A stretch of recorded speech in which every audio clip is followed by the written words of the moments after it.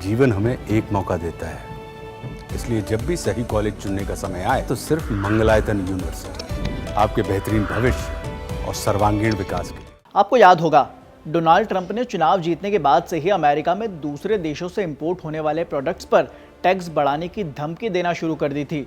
मगर अब कहानी एक कदम और आगे बढ़ गई है। ट्रंप ने राष्ट्रपति पद की शपथ ले ली है और उन्होंने आते ही टैक्स बढ़ाने का ऐलान भी कर दिया।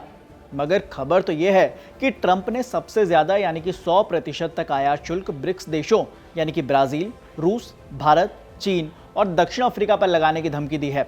अमेरिकी बाजार में बिकने वाले ज्यादातर प्रोडक्ट्स दूसरे देशों से ही आते हैं। ऐसे में अमेरिका में रहने वालों को महंगाई का डर सता रहा है। अगर ट्रंप ने आक्रामक टैरिफ नीति को लागू किया तो अमेरिका में दवाएं, गहने, बियर, टी शर्ट, यहाँ तक कि स्नीकर जैसे तमाम घरेलू सामान महंगे हो सकते हैं। राष्ट्रपति डोनाल्ड ट्रंप प्रशासन की घोषणा में कहा गया है कि सभी देशों के सभी एक तरह के उत्पाद और सेवा के आयात पर शुल्क एक जैसा नहीं बढ़ाया जाएगा। ट्रंप ने 10% से लेकर 100% तक शुल्क बढ़ाने की धमकी दी है। जब ट्रंप के ऐलान को कुछ रिपोर्ट्स में धमकी बताया गया तो उन्होंने कहा कि वो शुल्क की प्रस्तावित दरों को किसी भी हालत में कम नहीं करेंगे। मगर सवाल ये कि आखिर ट्रंप शुल्क बढ़ाने को लेकर इतने पीछे क्यों पड़े हुए हैं? इससे होगा क्या? इसका सीधा सा जवाब है, राष्ट्रपति ट्रंप का मानना है कि शुल्क बढ़ाने से अमेरिका में मैन्युफैक्चरिंग ज़्यादा होगी और रोजगार के अवसर बढ़ेंगे। हालांकि ट्रंप के इस फैसले से रिटेल कंपनियों की लागत भी बढ़ेगी, जिसकी भरपाई कंपनियां ग्राहकों से करेंगी। National retail federation and consumer technology association ने ट्रंप प्रशासन के इस फैसले को लेकर चेतावनी तक दे दी है। कहा गया है कि बढ़ा हुआ शुल्क अमेरिकी उद्योग और ग्राहकों का ही खर्च बढ़ाएगा। हाल ही में PwC ने एक सर्वे करवाया। इस सर्वे में शामिल हुए 67% अमेरिकी लोगों का मानना है कि अगर राष्ट्रपति ट्रंप आयात शुल्क बढ़ाएंगे तो कंपनियां बड़े टैरिफ का बोझ कस्टमर पर ही डालेंगी। ऐसे में आशंका है कि हर कंज्यूमर प्रोडक्ट के दाम बढ़ सकते हैं।